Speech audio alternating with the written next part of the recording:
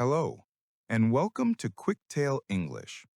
Today, we explore a real mystery that sounds like a plot from a detective novel, The Disappearance of Agatha Christie in 1926.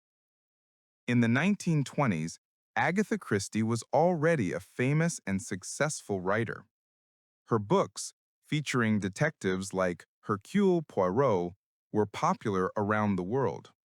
But in 1926, the real-life mystery of her own disappearance became the biggest puzzle in England, eclipsing even her fictional crimes. Agatha Christie, then 36 years old, was under immense personal pressure. Earlier that year, her mother had died, which was a very difficult time for her. She was deeply sad. At the same time, her marriage was in serious trouble. Her husband, Archibald, or Archie Christie, a former pilot, told Agatha that he wanted a divorce.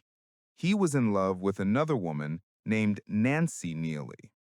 The combined stress of grief and a failing marriage created an extremely volatile situation for the writer. The events began on the night of Friday, December 3, 1926. Agatha and Archie were staying at their large house, Styles, in Sunningdale, Berkshire. Archie told Agatha that he was leaving to spend the weekend with his friends and Nancy Neely. This was the final terrible moment for Agatha. Late that night, around 9:45 p.m., Agatha went upstairs. She kissed her 7-year-old daughter, Rosalind, goodnight.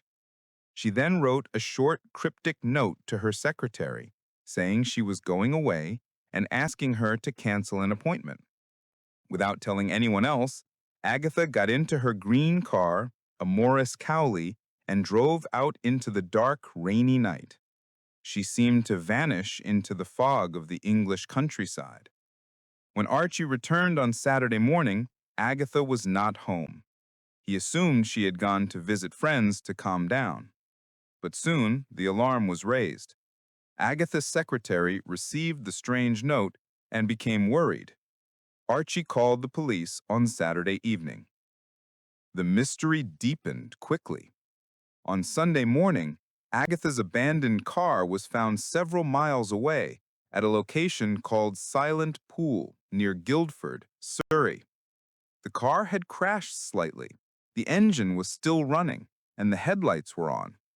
Inside the car, police found her fur coat, a suitcase full of clothes, and her driver's license. But Agatha was not there. Silent Pool was a small, deep lake. Finding her coat and the running car near the water led many people to believe that the famous crime writer had committed suicide. The news immediately shocked the nation. The writer of perfect crimes was now the center of a perfect, real-life mystery. The search that followed was one of the largest in British history. Thousands of police officers, firemen, and local volunteers searched the area around Silent Pool and the nearby woods. The public interest was enormous. People were fascinated that the Queen of Crime had disappeared just like a character from one of her own books. The police were under intense pressure. They needed a famous detective to help, and they got one.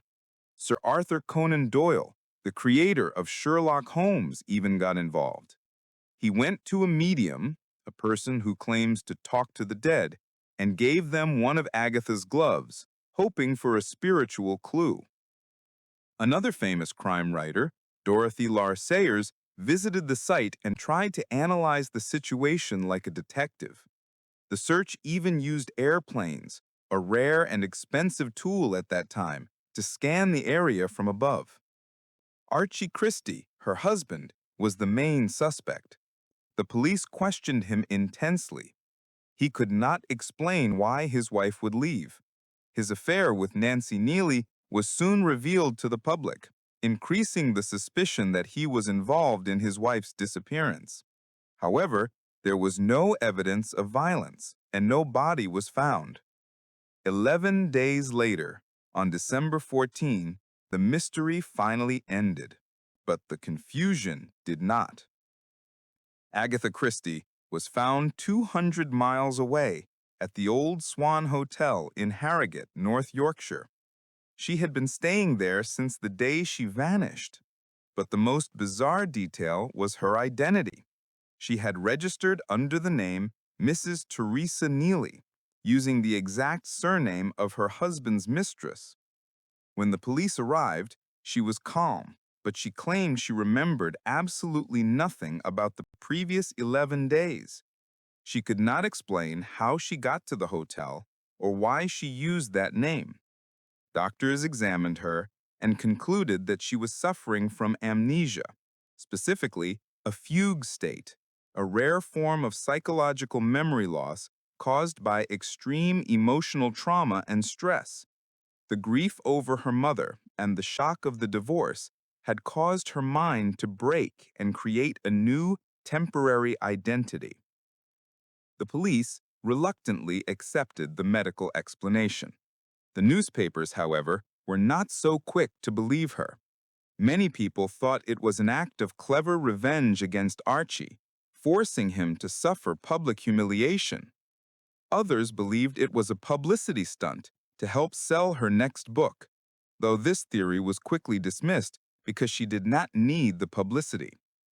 Agatha Christie never spoke publicly about those 11 days.